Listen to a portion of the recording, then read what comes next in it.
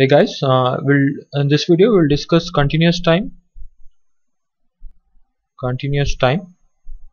Fourier series.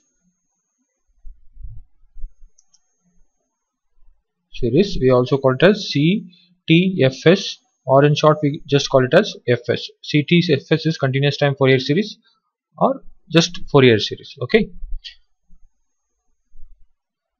So usually Fourier series is a mathematical tool to convert a signal in time domain. If the signal is in time domain, we have to take it to frequency domain, and we use a tool which is Fourier series. Okay.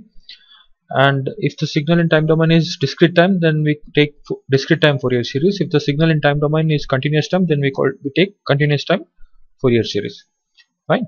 And again, if the signal in time domain is periodic, then we take Fourier series, and if the signal in time domain is non-periodic, then we take Fourier transform. That is the difference between Fourier series and Fourier transform. Fine. So Fourier series of a continuous time periodic signal is given by x of k. Now x of k is the Fourier series coefficient, okay, and k is an integer which takes the value from minus infinity to plus infinity, and it is the summation of it is the integration of, I need to integrate the signal which is in time domain, and I have to integrate it for one fundamental period, and I have to take an average of it, in the sense there is a scaling factor 1 by t for it. The signal which is in time domain x of t has to be multiplied with e power minus j k omega naught t dt.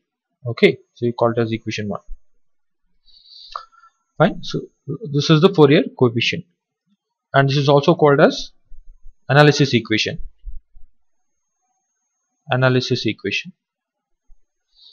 Where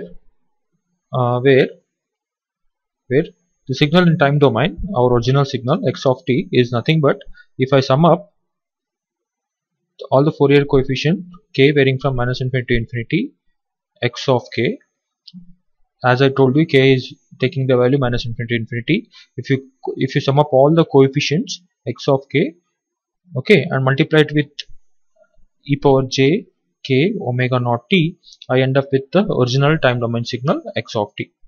Okay, and this is called as synthesis equation. Okay. So this is the analysis equation, this is the synthesis equation. Given a signal in time domain, I can take it to frequency domain using this equation. Given a signal in frequency domain, I can convert it to time domain back using the synthesis equation. Fine. Okay. Now let me tell you. So where t is the fundamental period,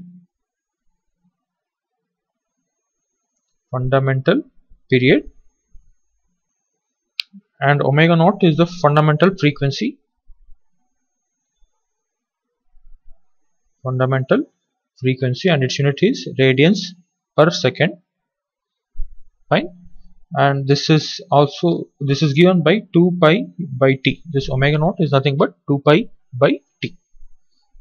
Fine. So in the next video we will take a few basic examples on Fourier series.